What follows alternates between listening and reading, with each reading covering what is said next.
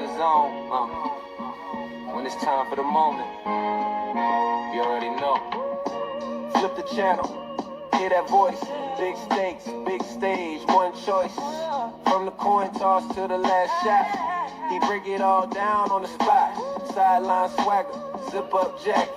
Notes in the pad, whole board mapped it. Every city, every loud crowd chanting. If the trophy on the line, he's standing. It's the KR Big Game Show. You feel that buzz soon as lights go. If it's win or lose, he gon' be there.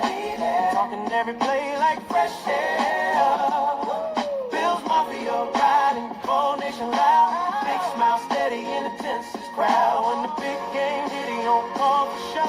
It's the KR Big Game Show. KR in the zone.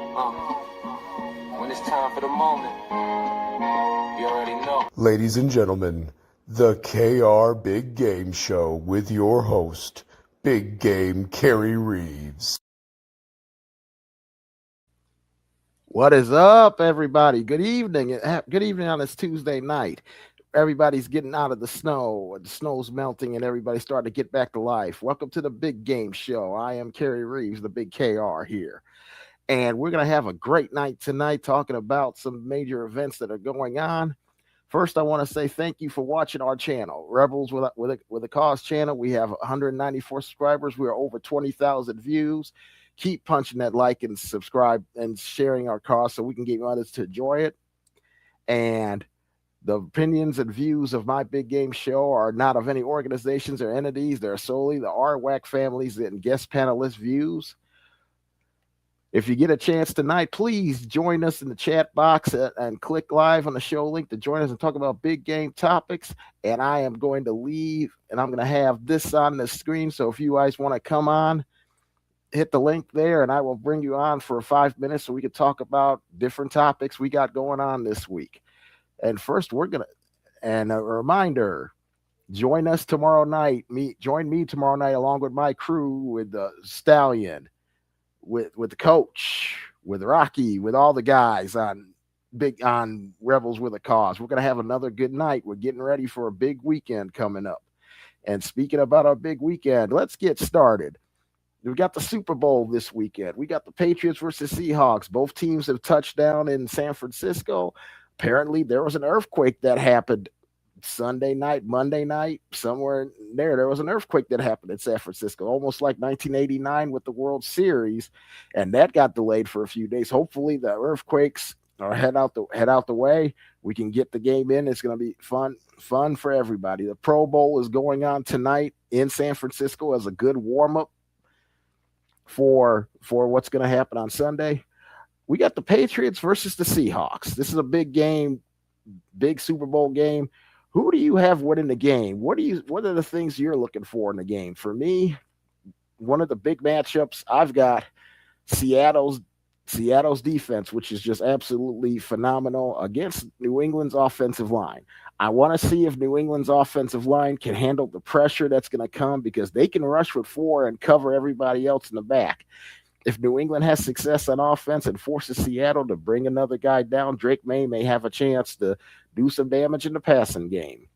Speaking of Drake May, he's been suffering this last couple weeks with a shoulder injury and a bit of the illness bug, but he says he's good to go. He's feeling good. The press conference yesterday, he's feeling much better, trying to gain some weight back for him so he can be in game shape and be ready for Sunday afternoon out in Santa Clara. Big news the last couple of weeks, we talked about Bill Belichick not making the Hall of Fame. Today, as it comes out, Robert Kraft did not make the Hall of Fame at this year's group of voting. And to me, I'm not surprised. One did Spygate, Deflategate. The other one, who was the owner, sponsored all of that when he had a chance to stop it. He had a chance to stop it dead in its tracks and did nothing about it. He encouraged it. He let it go on. And of course, he's had his own little battles with the law. And considering the little happy ending episode down in South Florida, that is still hanging on him a bit. But his contributions to the game, not worthy. This year is just one of those years where we got people that have been waiting for years to get in, and he's just falling behind in one of the in the old cracks, and that happens. That happens to everybody, even owners in the senior committee and in the Hall of Fame. I'm interested to see Thursday night who are the five that end up in the Hall of Fame, because this will be an interesting class, because they're not going to talk about the class that is going in. All the discussion is going to be about who's not in the Hall of Fame, and that's a shame to the guys that are actually going to be getting into the Hall of Fame when they're announced on Thursday night at the NFL Honors. Back to the game in itself, I love the challenge that Patriots defense is going to have against Sam Darnold and the Seattle offense.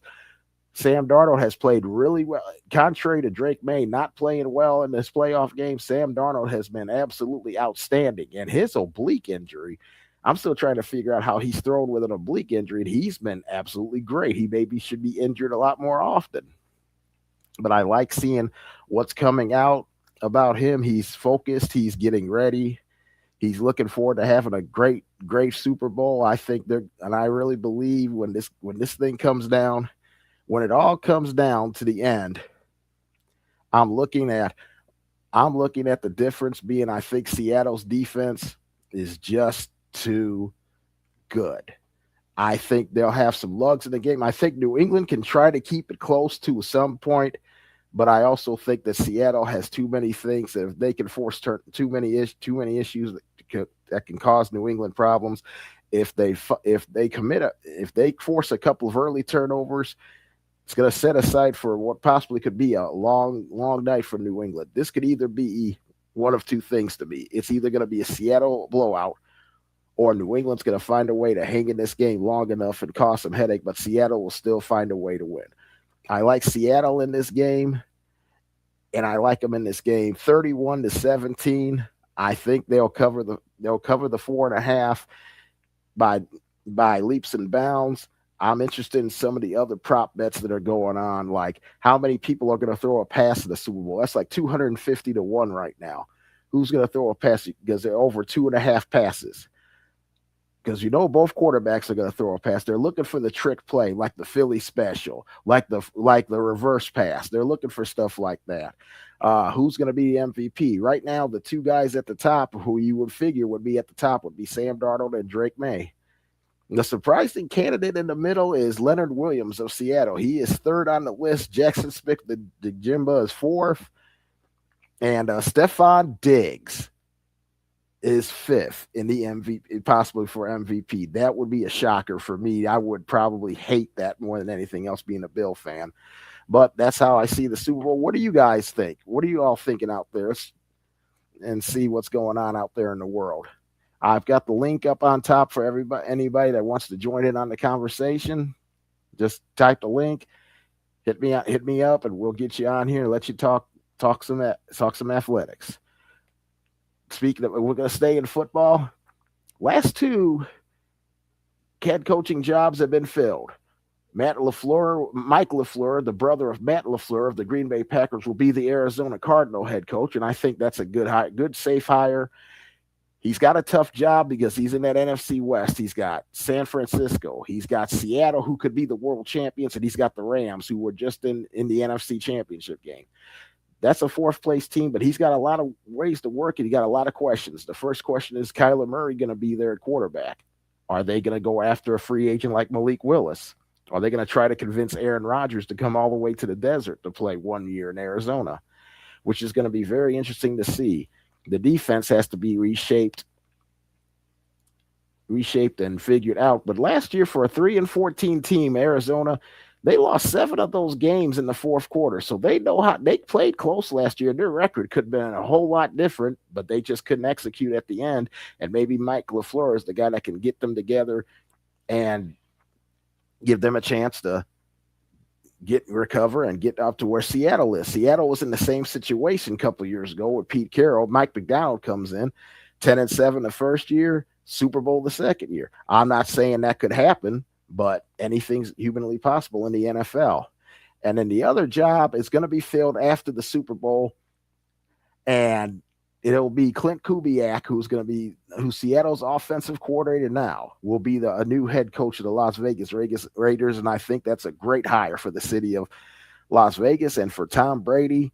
and he's got a great opportunity. He's got the number one pick, and we all know it's probably going to be Fernando Mendoza, and they'll keep that pick. They rebuild, they get their quarterback, they can rebuild that offensive and defense, give Max Crosby some help on the defensive line. Let Geno Smith, who's got 1 year, my opinion, you let Geno Smith, who's got 1 year left, take the hits. Let him take your hits. Let him take all the hits while your quarterback learns the system, and then because this is not a 1 year job. This is going to be at least a 2 to 3 year job to get them respectable, to get them back to relevancy. What's up, the Marbles with a Cause family? Thank you for joining me tonight. Thank you. But the 2 jobs that I left filled now, you got 10 jobs. And another discussion this week that has been going through has been the Rooney Rule and how it hasn't been and how it hasn't really worked over this bit with Roger Goodell, who I can honestly say is a good commissioner, but he's not a great commissioner because he's not where, to me, he is not where Rozelle was in the 70s and 80s, and he's not where Tagliabue, who really established the Rooney Rule. And he did not. And Roger Goodell, to me, has failed, has come up short in a lot of areas. He's pushing more of the international games, and I understand that we gotta lose.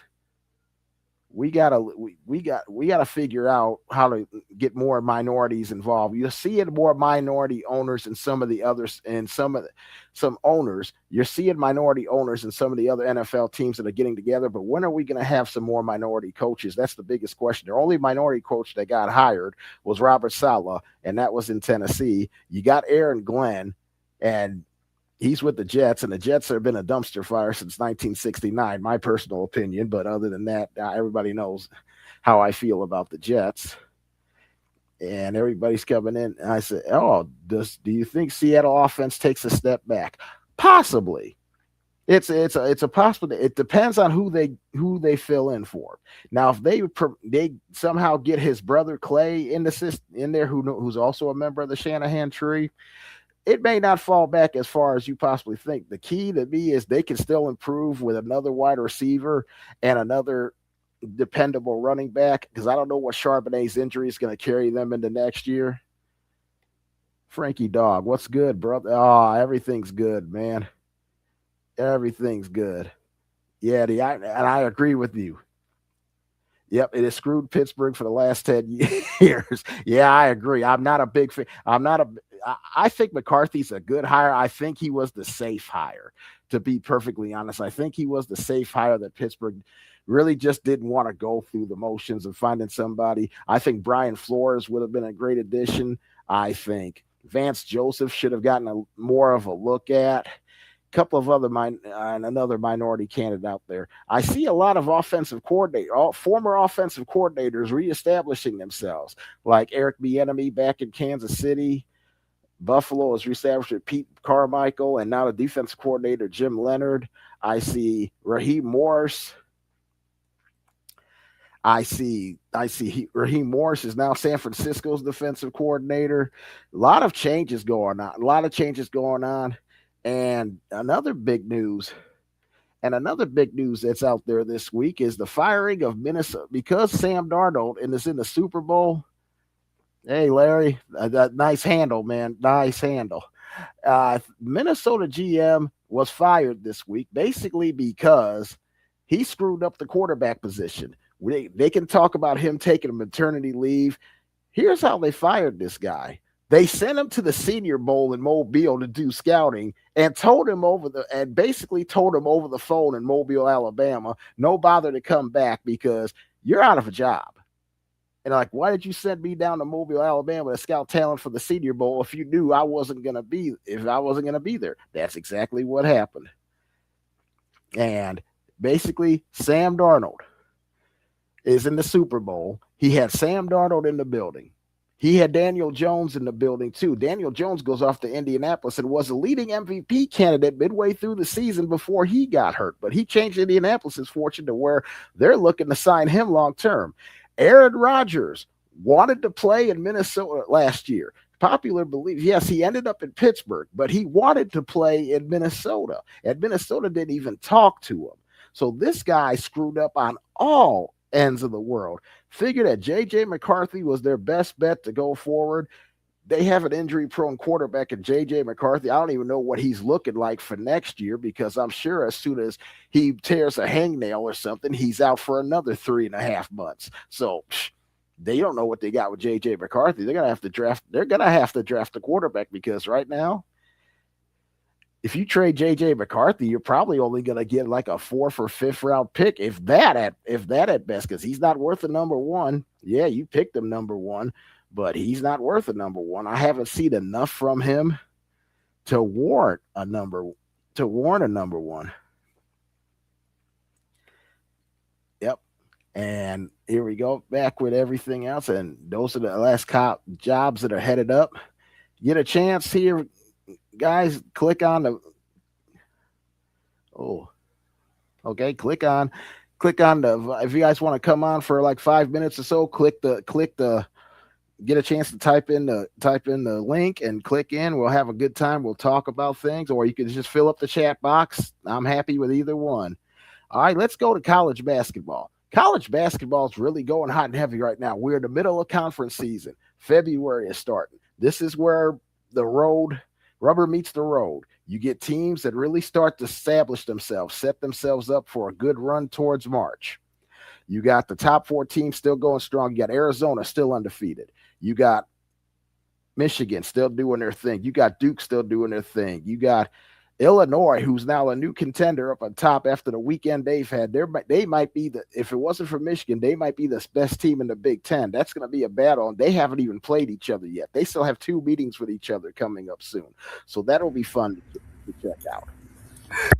What is up, man? How you doing? Hey, Mr. Stallion, how you doing, man? Oh, doing good. I just wanted to listen. You wanted to bring up college basketball. I wanted to talk about it. Can we just get the Michigan State coach Izzo and the Michigan coach in the ring, man? They were just firing. Oh, tell me about it. Go ahead and talk about it. Well, no, I mean it's just so funny. Like I mean, like it was a really good weekend of college basketball. You know, like I mean, you know, everything was all obviously centered around DeBonsa versus Peterson. But man, like Peterson looked great. The limited action he got. But if you think about it, like all the criticism that he's like restricting his own minutes and stuff like that, and I'm just like, look, I mean, those hamstrings are no joke. I mean, if he tears that, I mean, he's got to be. I think they're lucky that he's even playing, because you got to go back to many years ago. The story that I had heard was when Kyrie Irving was at Duke, he really was like 3 or 4 weeks better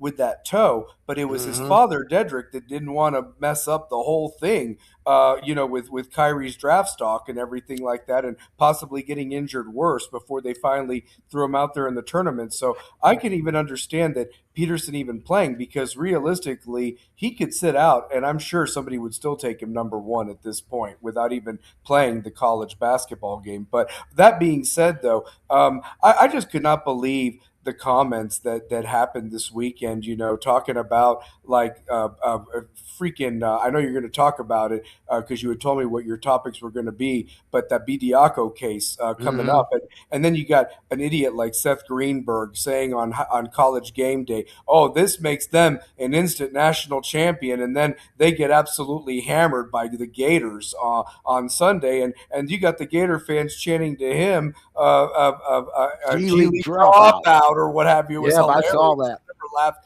so hard at something before, but yeah. But I'll tell you this: I wanted to ask you, Kerry. You know, of the obviously you mentioned the Big Four right now, and all 4 of those teams are looking pretty good to be number 1 seeds. But in your opinion, who do you think has the best conference right now? Is it the Big 10 or is it the Big 12? And is the SEC just not getting the same respect that it got last year because they don't have the top teams? I think right now, barely right now, I believe it's the Big 10. I think the Big 10 is the best conference, just a little bit over the Big 12. The Big 12 is loaded too.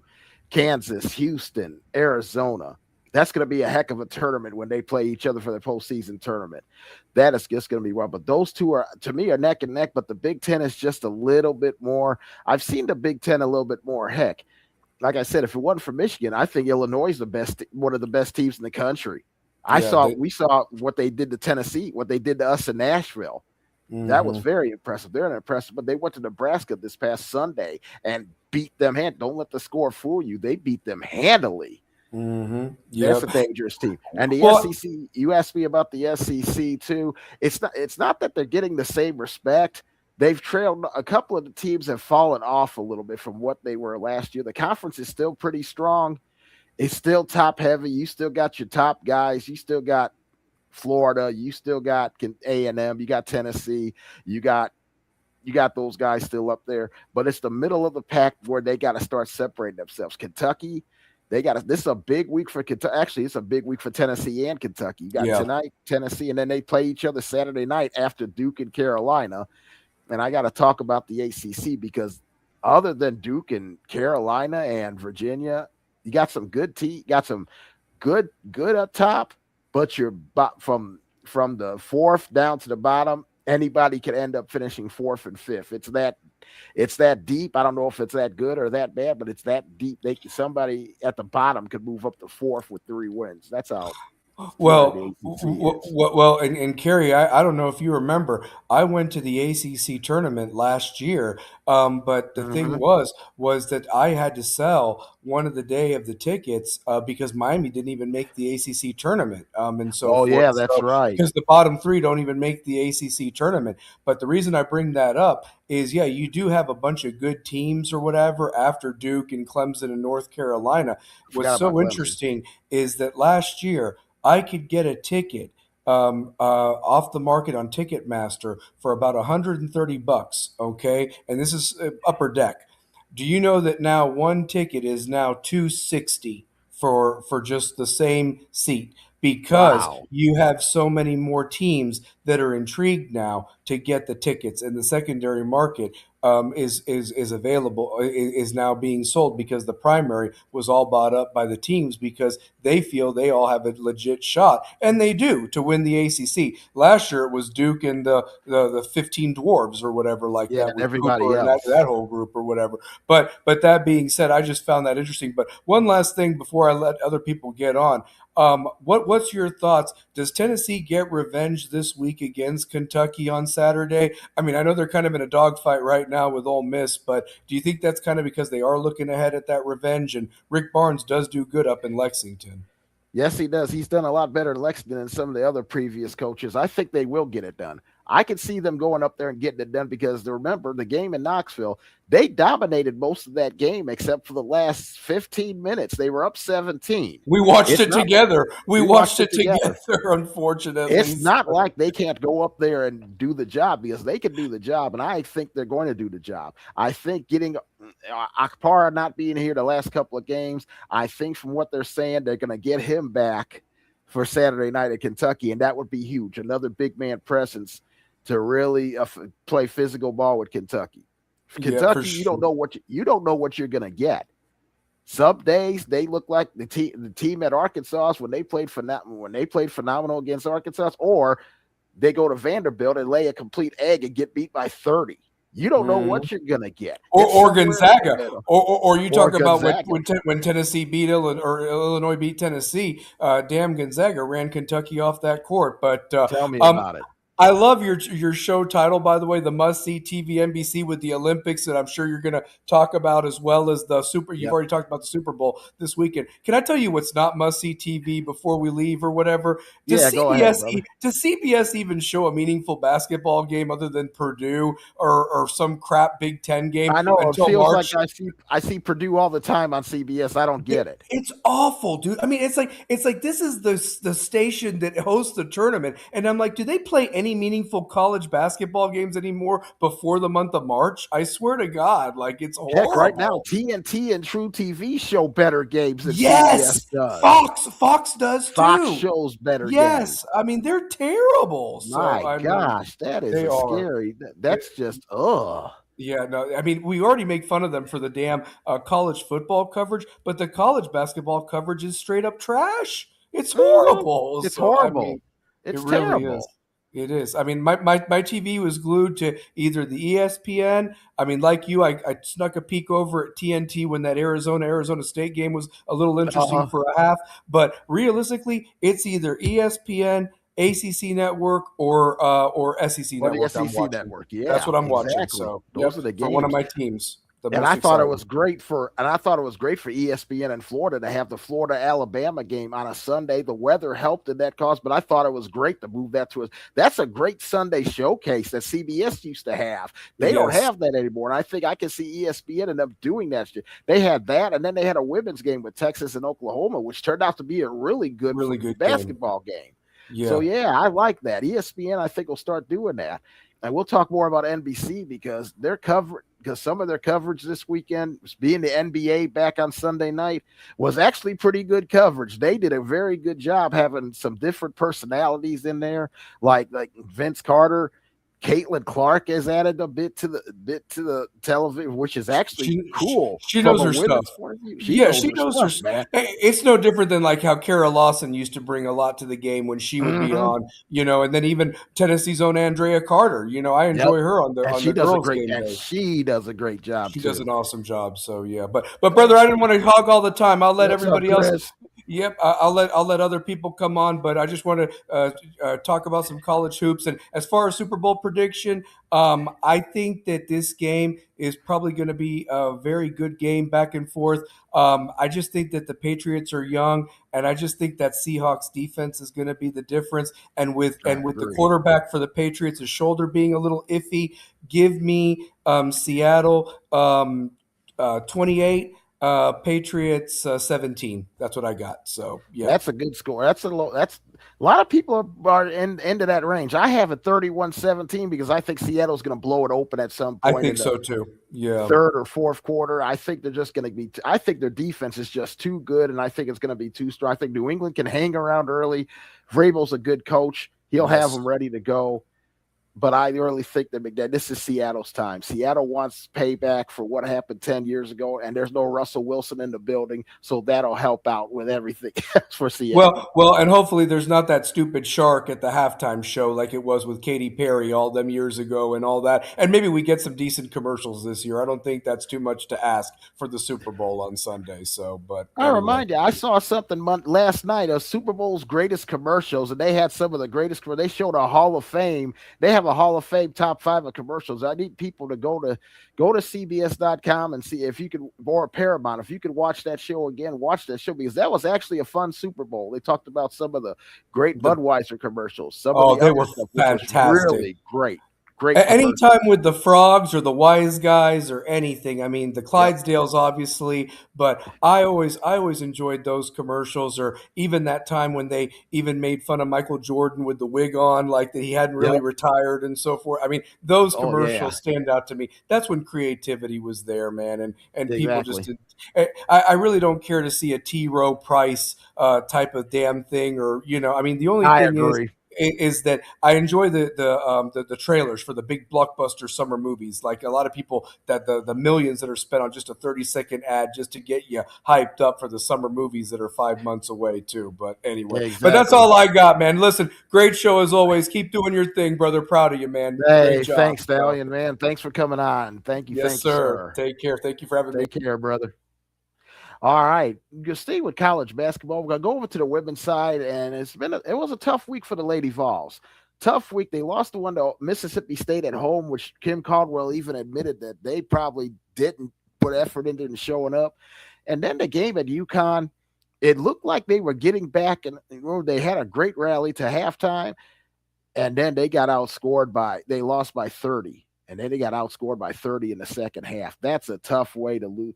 That is a tough way to lose. Tough way to lose a game, especially to the number one team in the country. But UConn is stacked. They're loaded. They're ready to go.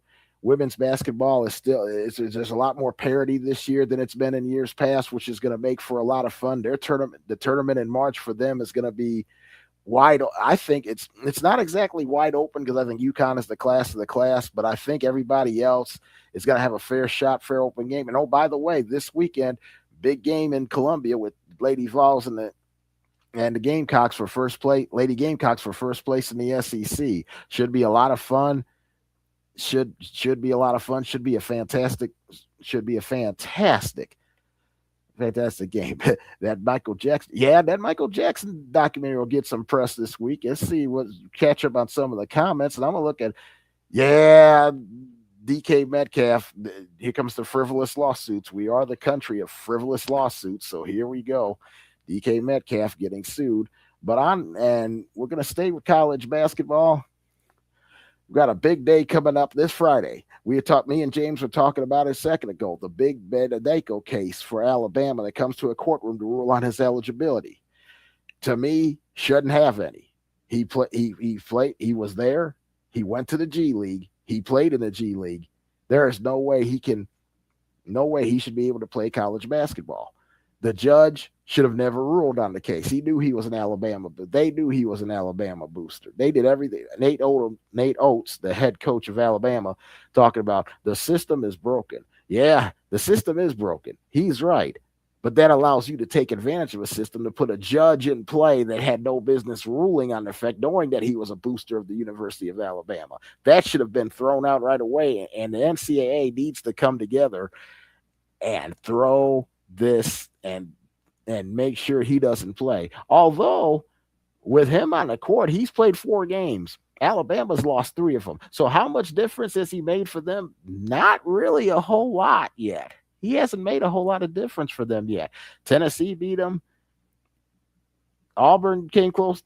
Auburn almost beat him. And then this past Sunday in Florida, boat raced him to the point where the fans were yelling G League dropout when he stepped up to the foul line. And they didn't let him hear about it. And Nate Oates says nothing he could do about it. He said the system is broken. Yeah, the system is broken. You allowed the system. Yeah, the system is broken, but you also took advantage of a broken system. So, Nate. You got a lot to learn. You guys got a lot to learn. Corrupt judges, corruption of NCAA's got to get their act together and win this suit so he doesn't play. Because if you let him play, you're opening up a Pandora's box the like you'll never seen, because there will be former players that have graduated saying that, and some that have left early, like some after their freshman. Could you imagine if Cooper Flagg wants to play 5 years and then he goes, "Oh, I didn't use up all my eligibility. I like to go back to play college." You're opening up that kind of box. You are opening up a box that won't be able to get closed if you allow this to happen. Your thoughts and opinions. If you guys have thoughts and opinions, please fill the comment box.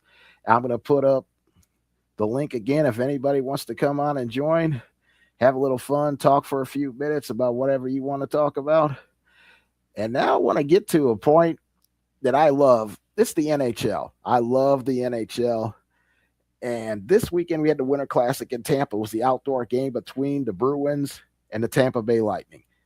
One of the best outdoor games I've ever seen, because it had everything. You had a record-setting goal in 11 seconds, the first goal. You had a 5-goal onslaught by the Bruins after that. They scored the next 5 goals and was leading strong until the middle of the second period, when, of all things, a goalie fight breaks out. When the goalie fight breaks out, the whole place, 50,000 people stood up, and I don't care that people didn't care if you were a fan of either team. A goalie fight is always a great attraction to go to. They were duking it out. They were really duking it out, hitting each other in the face. It was fantastic television.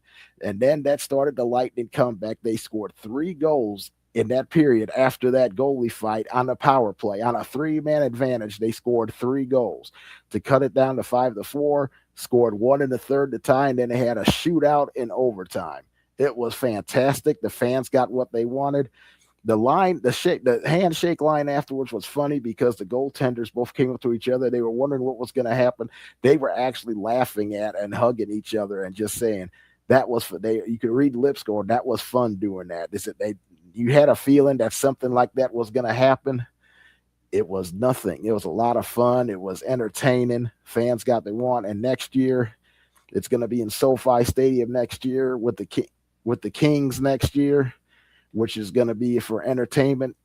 And then I want to see where it goes from here, because that's just fun. That when you put two teams together, you get that kind of excitement. Good night. It was actually 43 degrees in Tampa. Thanks to the storms and everything else, the snow and the cold weather you had, it actually worked out perfect. The ice was in great shape. Everything went well. The game was fantastic. You just had all kinds of fun stuff to do. And let's see. I got two big game performers of the week, and this is going to take a little bit of time, so bear with me. It's going to be a lot of fun. I got two big game performers of the week, and if you got a big game nominee performer of the week, just comment on the line. My first big game performer of the week is actually a retirement, because there's the whole state of Alabama who's happy at this retirement.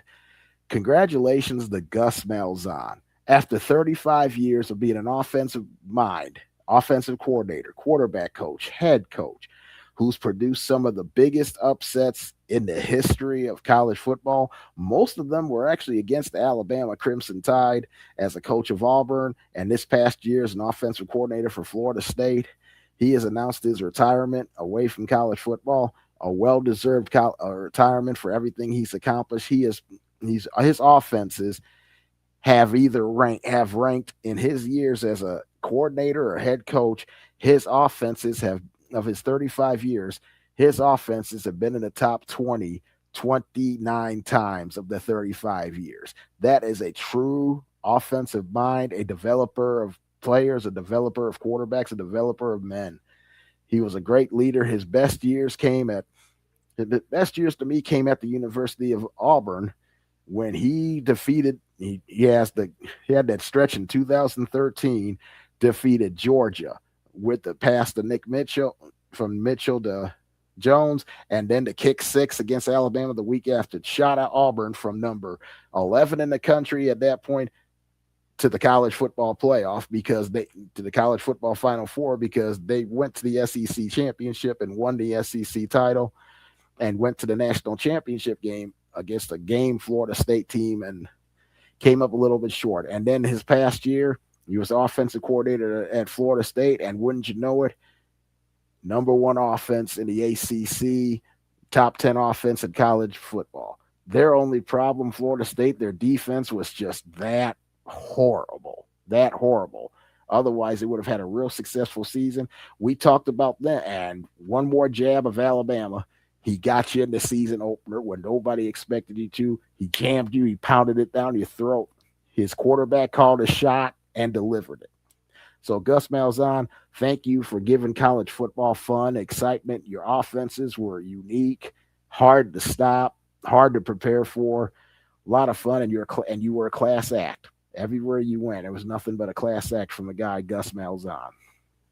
My second big game performer of the week goes to the sport of tennis. Goes to the sport of tennis, and we're going to talk, and his name is Carlos Alcaraz. Now, a lot of people, I don't usually follow tennis as much as I used to. In the 80s, I loved the tennis because you had the Americans were really strong. Europeans were okay, but now the Europeans have just gotten way stronger. Our American women are catching up, but our American men need to start catching up to these guys. But Carlos Alcaraz, my God, what a stud on the tennis court. This guy is only 22. He has already achieved the career Grand Slam, which 5 other guys before him have achieved that kind of history. And what he did over Novak Djokovic in the final was just absolutely incredible. It was a great match. It was a great tournament. He defeated Ben Shelton. He defeated some of the best players in the world. He's only 22. He has the career Grand Slam. He owns the Australian, the U.S. Open, Wimbledon, and the French, and he's won 7. He's only 22. He's just getting he hasn't even gotten started in the prime of his career yet, but he's getting up there. He beat a great field, and he's just a class act. He's a great player, very appreciative of the game he plays. A lot of fun. A lot of fun to watch out there in the court. If you don't like tennis, if you just want to see some a little bit, watch this kid play. This kid runs all over. He's excitement personified. He's a technical student of the game, loves hitting the good stuff. And let me see that oh, I love that comment. Yes. That's one of my big moments of the week too. The guy in the ring who had his hair knocked off, got his hairpiece knocked off. And here's the kicker: he still won the fight. He won the fight. He got it knocked off his head, and he won the fight. That, to me, that's just absolutely amazing. Absolutely amazing that he won the fight. But it was funny. He said I thought he's giving us bald guys a bad name. Check me out. I'm nice and bald. I love being bald. It's nice. It's clean shaven. It's everything else. It's no shame in doing that. He's like getting a shave. You take the hairpiece off and you see a nice little hair ring right around his head. Oh my gosh. It looked like he was a monk from back in the 1500s. It looked that bad. Oh boy. That was just That was just too funny, and those are my big game performers of the week. And like I said, so the NHL, just to do a recap, the NHL Winter Classic, big hit. Ratings wise was great. College basketball is just really getting started, is getting stronger and stronger. You got the Super Bowl, which is going to be huge, and you got the Olympics going on this week. The opening ceremonies is Friday morning in Italy. And a big story to come out today was Lindsey Vonn, who basically has torn her ACL after a fall that happened last weekend, is saying that she is going to ski in the Olympics. She is actually going to attempt to compete in the Olympics. It's gone from crazy to inspirational, because if she could pull this off, she doesn't even have to medal. If she just makes it down the slope with a torn ACL, she the woman in all kinds of ways. She is the woman. Looking forward to the opening ceremonies. Looking forward to the hockey, which gets going on that Friday. I think Team USA plays Saturday or Sunday. If they play Sunday, it's before I think they play Sunday before the Super Bowl. I'll have to check and be sure, and I'll remind everybody tomorrow night. You got curling, which is the second week. You got the snowboarding, which will be very competitive. You got bobsled. You got figure skating, which is going to be, they say this figure skating competition on both sides this year is going to be the toughest it's been, because you got great talent on both the men's and women's side. Anybody could walk out with medals. You got exciting times. Anthony, how you doing, man? Good to talk to you, man. I'm going to put up the link again for everybody that wants to join. If you want a chance to say something and come on for a little bit, here's my link. Come on board, talk for a few minutes, and whatever you want to talk about. I'm a happy person. Everything is going really well. We got the Badinko case. We got all kinds of stuff to talk about. The Super Bowl. It's going to be a huge weekend for sports, and for sports, it's going to be a great weekend for everything else that's going on. Let's see, Anthony. There's a graphic that came up during NFL games. Yes, that does not shock me. That does not shock me at all, because not only are you talking about the guys from the 80s that played for Miami and all the way through now, but there are some guys that played for Miami in the 60s and 70s that played in playoff games. They just didn't go through and mark them, but now they've gone back through history and checked to see all the players that have played in the 60s and 70s who played for Miami then that made NFL playoff teams. That does not shock me at all. You also know, I think Miami has the most world champions, I believe, have some of the most world championship rings up there out of that category too, playing playoff games in Super Bowl. It's going to be a Super Bowl. So I'm excited about the Super Bowl. I'm excited to see how this game is going to go. I'm excited to see what's going on with everything else, what's going to lead up. The NFL honors this Thursday night. We'll announce the MVP, the offensive and defensive player of the year, although we already know the offensive defense player of the year. And I'm going to bring on Anthony onto the stage right now. Come on in, Anthony. How you doing tonight, man? Hey, big game. And in the graphic, actually, behind them is Tennessee, which that one shocked me a little bit. Does that surprise you at all? No, that doesn't shock me either because Tennessee, they've had players I think in the draft The from. top five are Miami, Tennessee, uh, Texas, Mhm. Notre Dame, and Georgia. That does not surprise me. Georgia has come on the last few years. Their drafts the last few years for that. Their draft No, picks they for the last. included the teams during the segregation era for Georgia that of the Oh, NFL. okay. Thank you for that. I did not know that. I forgot about that The, error. yeah, no, and that's why Tennessee has so many games too, so many playoff games during the segregation Mhm. portion of the NFL where there was not a ton of African American players or anything like that, or minority players in the NFL. Could you imagine? Let me ask you this: could you imagine if they added the AFL players from the 10 years of the AFL? Yeah. Imagine if you add those numbers in on that, how big those numbers would actually be for those teams. Because there are some players on those teams that played in the AFL too. That would actually be pretty. That's How a pretty. different would the NFL have been if Walter Warren Moon had came in earlier than he did? Oh, I think it would have been a lot different. He would have been able to set. He's a Dan Marino before Dan Marino came into the league. Do you agree? I think so. He would have set the bar before Doug Williams came in.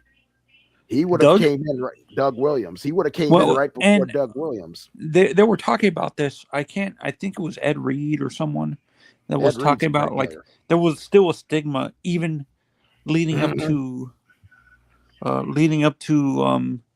the draft with Michael Vick that African American quarterbacks were only athletes. Like they can only you would have to transfer for them to running back and stuff like that or receiver because of how that's what happened with Michael Vick and Robert Griffin and stuff like that. And to a certain extent, even who was it? Braxton, the quarterback that ended up becoming a receiver for the Browns. Braxton Miller. He played at Ohio State, I believe, didn't he? But because of how athletic he was, people felt his mechanics were not consistent enough to be an NFL quarterback and stuff like that. Let me put up an interesting stat here, Anthony. My man at Frankie Dog said most Super Bowl championships at school. You got Alabama at 50, 54, USC 50, Penn State at 48, Georgia, Tennessee, Michigan, Florida State 47, Miami at 46. Anything on that list surprises you? It doesn't surprise me. I think Miami's going to have more because we're going to continue. Like the younger generation is going to push that forward, and I think we're going to pass. Florida I agree. State, Michigan, Tennessee. Yeah, I think you're going Georgia. Hell, this honestly, for me, I'm surprised none of the Midwestern teams have a lot of playoff, like Ohio State.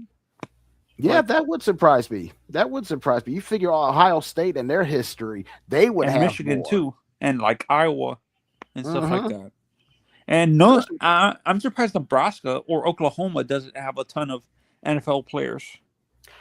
I think most of their players were actually linemen. They had a couple of running. Oklahoma had running backs and linemen. Nebraska had running backs and linemen. So yeah, I'm a little surprised. Was Rondé Nebraska? Rondé was Wisconsin. There was a big guy. Like I can't remember. I think Christian Okoye was a Big 12 guy. He was at Pacific. Christian Okoye. He was when Pacific was Division II. I thought he ended up playing a little bit in the Division I. I think he went up. I don't think he did. I may have to check on that, but I don't think he did. I know he got drafted late in the 4th or 5th round in Kansas City and became a star right away because of his running style. I got 3 running backs in their prime. Who would you choose? Earl Campbell, Adrian Peterson, or Bo Jackson as your bell cow? Wow. Oh my gosh. That is a great question. That is a great question. You can't go wrong with any of the 3, but if I were to rank them in order, I would have who does Earl's speed get with how big Earl Campbell was? Does his speed get under underestimated a little bit? Yes. Like, does his it was underestimated and overlooked because he was such a big, powerful back with his thighs. Bo, the same thing with Bo too, you think? Bo, I thought of the three of those guys, Bo could have been the greatest. I really believe if it wasn't for the injury, yeah. Yep, if it wasn't for the injury, I think he would be and the if he NFL's focused on leading football, rusher. If he didn't play any baseball, too. Yep, I think he would have been the greatest. And Walter Payton. No, and for me, AP because AP to me is the freak out of all three of them. All the coming back from ACL the way he did is, I think that's what hurt. Those type of surgeries were primitive when Bo and Earl. Those were like almost career enders, right?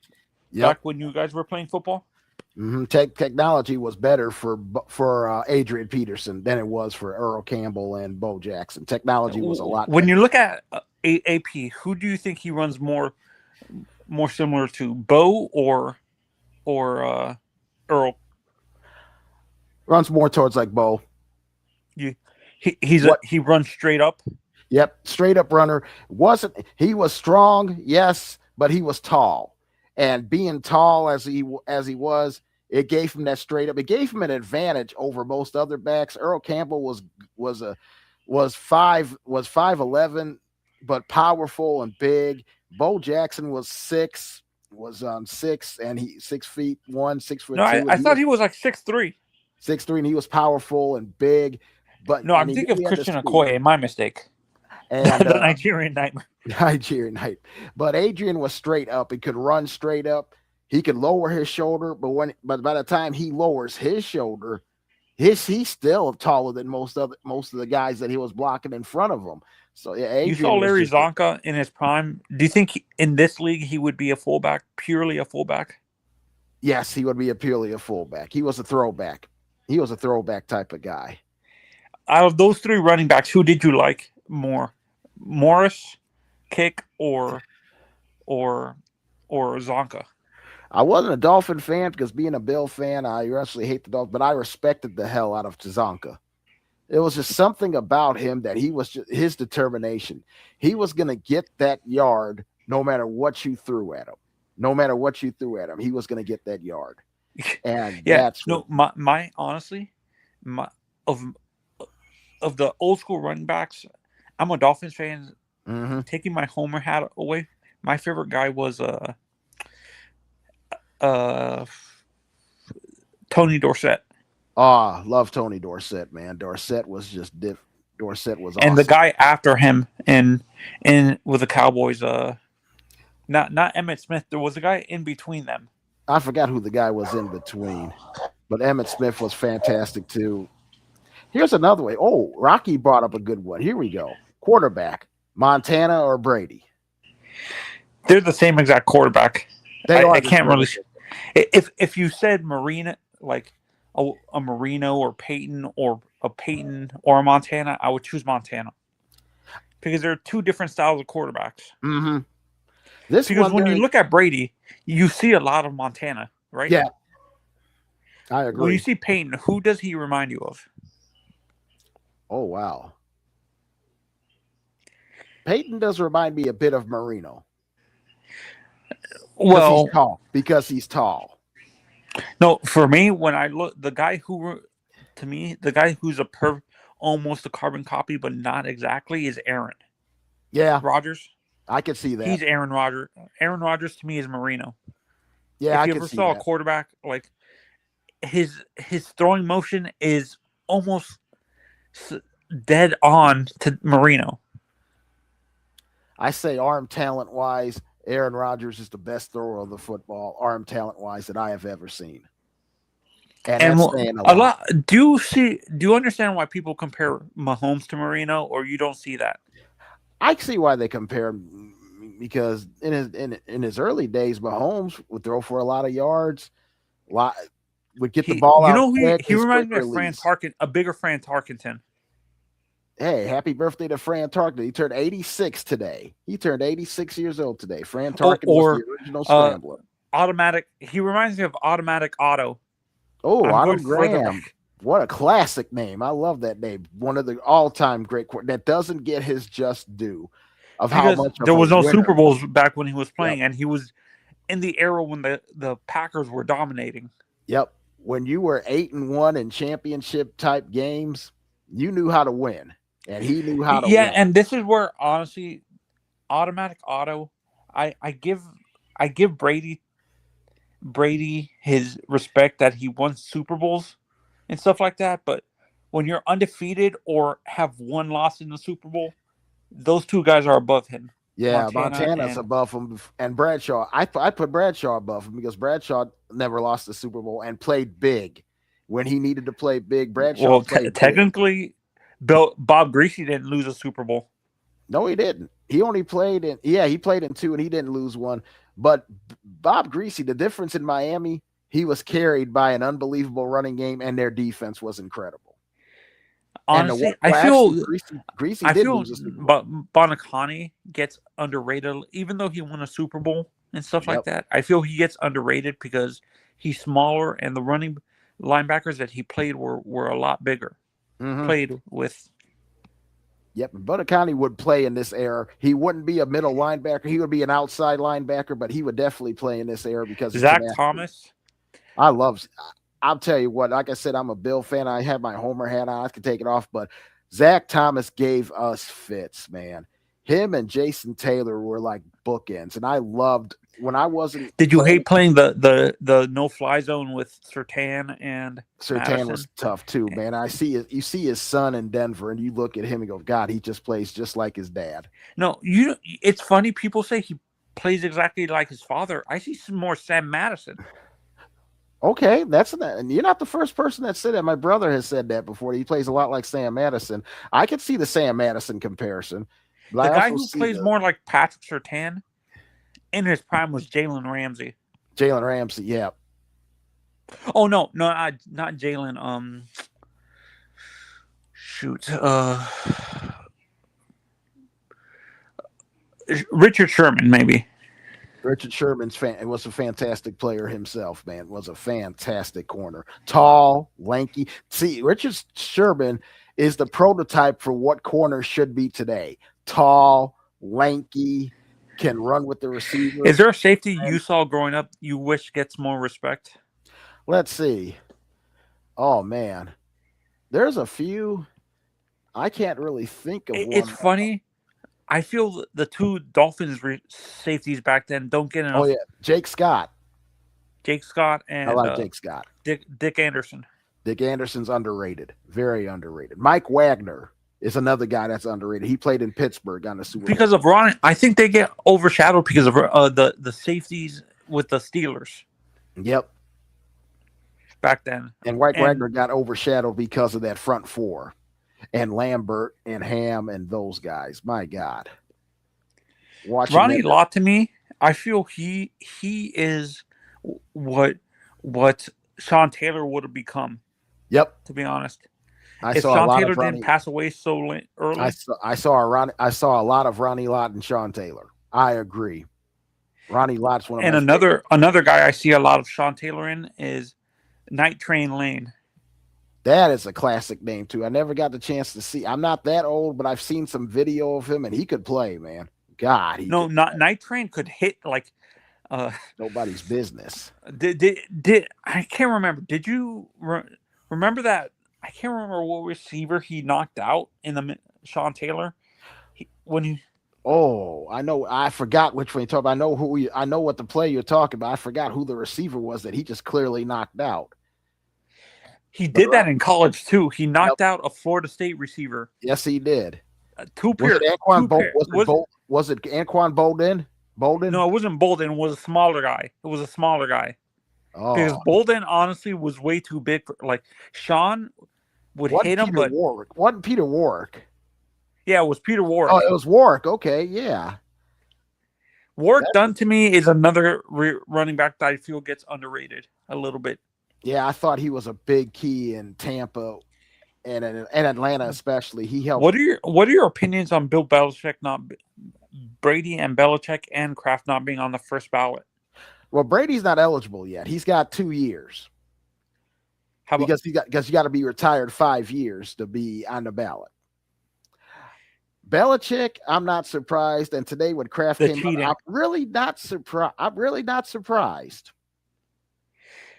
People forget the media is the one that all three Hall of Fames are media driven things. I would honestly, to me, I can't remember who said it. Like I think it was Two-Pair or Stallion that said they wish the NFL, the Hall of Fames in all the sports were all player voted because the players actually saw these guys play, like played against them and stuff like that. Because these media members have bias. Yes, they do. I think it should be half media, half players. No, I think it should be all players. I understand that, but if it's all players, you're going to have a problem that you're going to get every single player that they like in and all that. They're going to get their favorites in, and that's not how I think it should be. It should be half players, half media. And you saw him, Coach. I started watching football when he retired. Do you think Schottenheimer, Marty, is a Hall of Famer? Yes. Even though he didn't win a Super Bowl? He didn't win a Super Bowl. He took 3 different teams to the playoffs. He was a number 1 seed with those 3 teams in Cleveland. He was a lot of people say it's a Hall of Fame. It's not the Hall of Good. Marty was a good coach, but he's not. He just misses it. Do you understand where that argument comes from? Oh yeah, I understand that too. I understand that argument. He comes from that Air Coryell family, right? He came. Didn't he learn from Don Coryell? Yep, he learned from Don Coryell, and he was but his offensive style was the opposite of Don Coryell. You know what Don Coryell was? You know who? Back to Peyton. You know who he actually reminds me of a little bit? Roger Staubach without the athleticism. Yeah, Roger was one of the most. Oh no, not Roger. The guy after him, Danny White. Danny White was okay. Was an okay quarterback. He was perfect for the time that they. A lot of Cowboys fans are upset at what's his name at Jerry for not putting him in the Ring of Honor. For putting Danny White. Yeah, not putting him in the. I would be upset too. He should be in a Ring of Honor.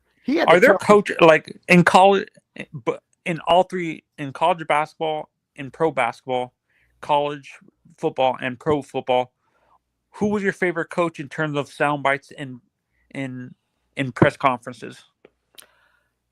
In college football or basketball? No, all 4. Four? Like pro basketball, pro football, college basketball, and college. Okay. All right, pro football.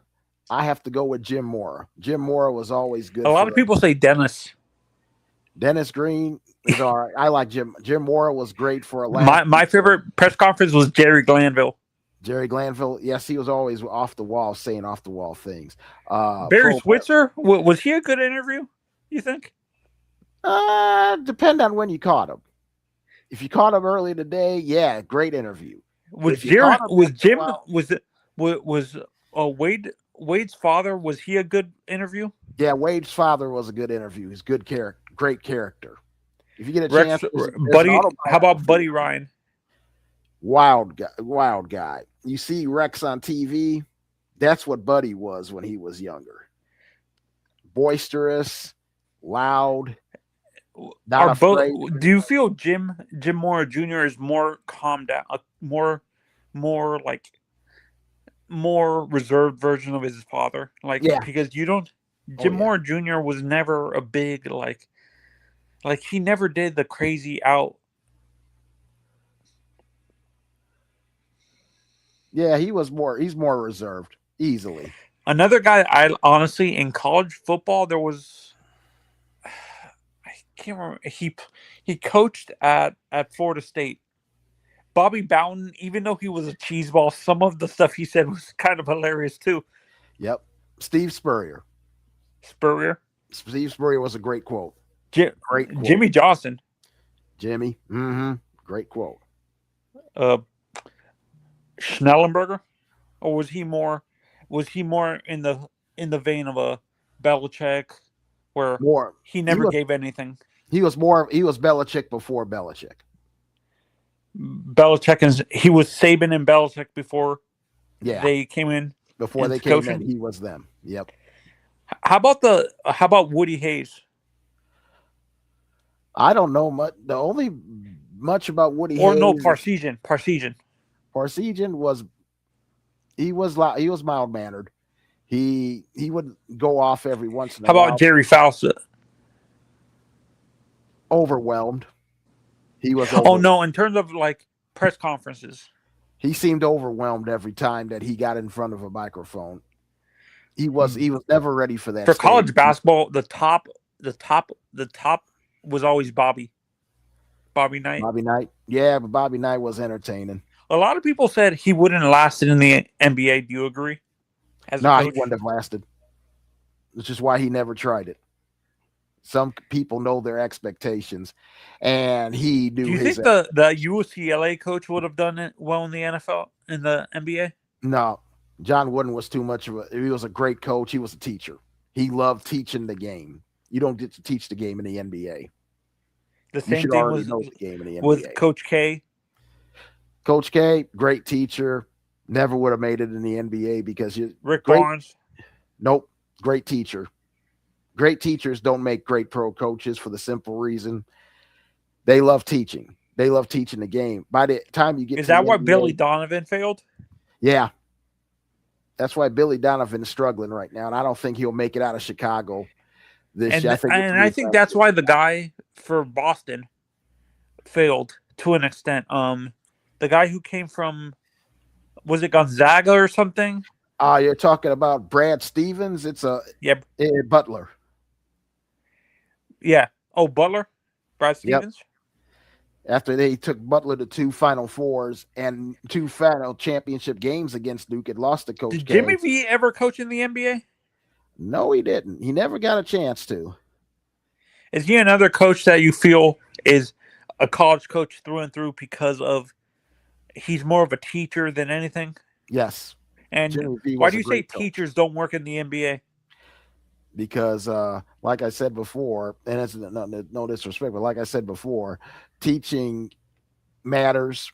And by the time you get to the NBA, most owners don't want you to be a teacher as a coach. They want you to just get them down. But it's funny. It's funny you should say it's all about teaching. But Saban and Krzyzewski recently did interviews saying they really never taught any of these kids. Like they never really developed any of they never. It's not that they never developed. They never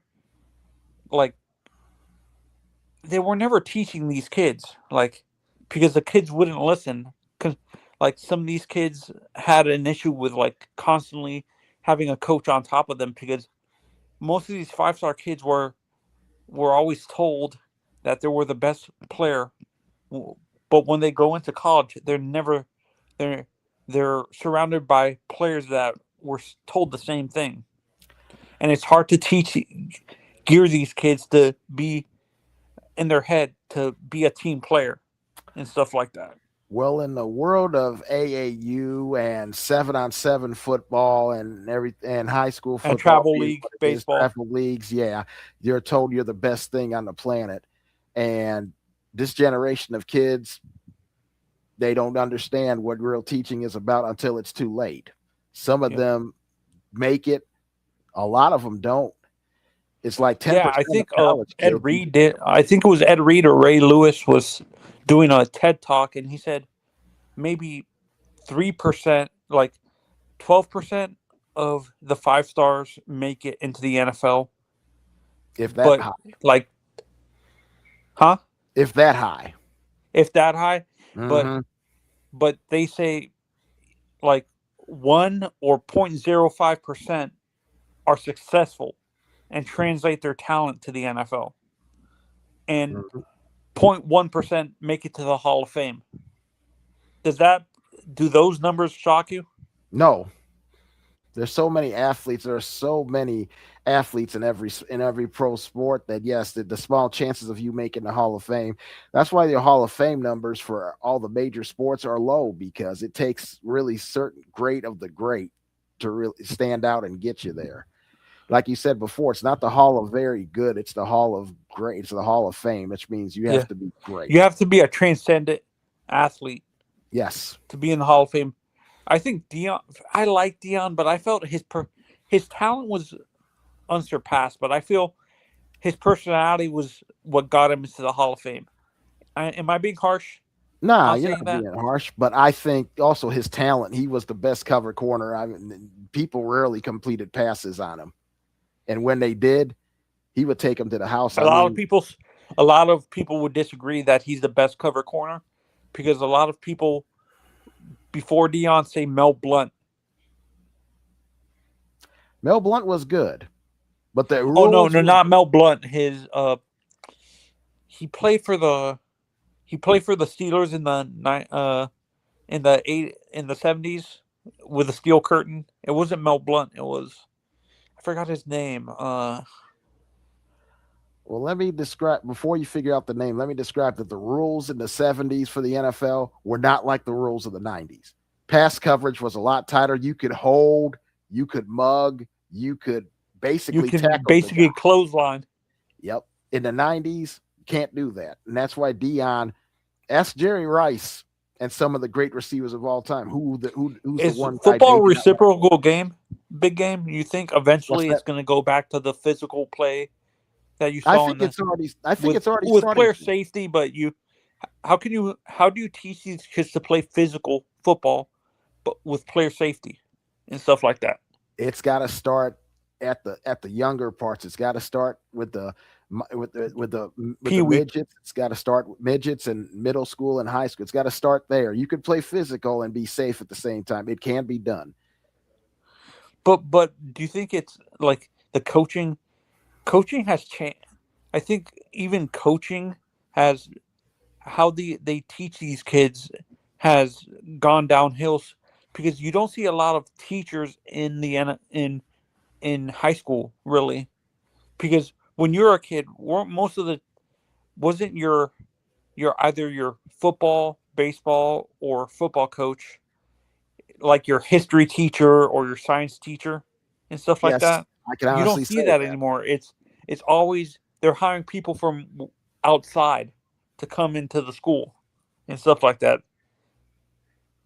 Yes, it is a lot more like they're hiring specifically to coach football, to coach basketball, to coach track, baseball, to coach baseball. Yeah. Well, Anthony, is there anything else? No, not really. Oh, for any big things happen in college basketball?